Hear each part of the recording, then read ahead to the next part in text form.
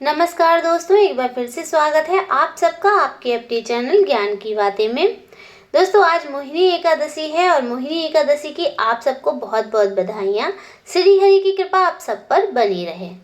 दोस्तों, बैसाख महीने के अंतिम 3 दिन आपको महापुण्य दिला सकते हैं। जी हाँ, बिल्कुल ठीक सुना आप लोगों ने, क्योंकि अगर आप बैसाख के पूरे महीने पूजा पाठ नहीं कर पाए हैं, किसी वजह से नहीं पुण्य प्राप्त कर पाए हैं, तो बैसाख के ये 3 दिन जो बचे हुए हैं अंतिम, इनमें आप महापुण्य प्राप्त कर सकते हैं। बैसाख मास में लौकिक कामनाओं का नियमन करने पर मनुष्य निश्चय ही भगवान विष्णु का साजुष्य प्राप्त कर लेता है। जो बैसाख मास में अंतिम दिन गीता का पाठ करता है, उसे प्रतिदिन अश्वमेध यज्ञ का फल मिलता है। जो इन 3 दिनों में श्री विष्णु सहस्त्र नाम का पाठ करता है, उसके पुण्य फल का वर्णन करने में तो इस भूलोक व स्वर्गलोक में कौन समर्थ हो सकता है।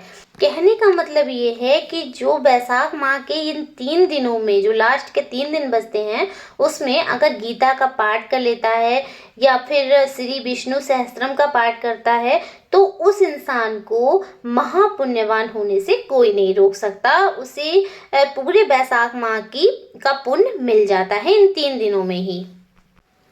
जो बैसाख के अंतिम 3 दिनों में भागवत शास्त्र का श्रवण करता है, वो जल में कमल के पत्तों की भांति कभी पापों में लिप्त नहीं होता। इन 3 दिनों में शास्त्र पठन व पुण्य कर्मों से कितने ही मनुष्यों ने देवत्व प्राप्त कर लिया और कितने ही सिद्ध हो गए। अतः बैसाख के अंतिम दिनों में स्नान, दान, पूजन अवश्य करना चाहिए। और आप लोगों ने अगर अभी तक नहीं बैसाख माह में कुछ ऐसा कर पाया है, स्नान, दान, पुण्य वगैरह, तो आप इन 3 दिनों में कर सकते हैं। आपको पूरे बैसाख माह का ही पुण्य प्राप्त हो जाएगा। तो दोस्तों, यही थी आज की जानकारी। अगर आपको पसंद आई हो तो लाइक शेयर जरूर करें और आपके अपने चैनल को सब्सक्राइब करें। धन्यवाद।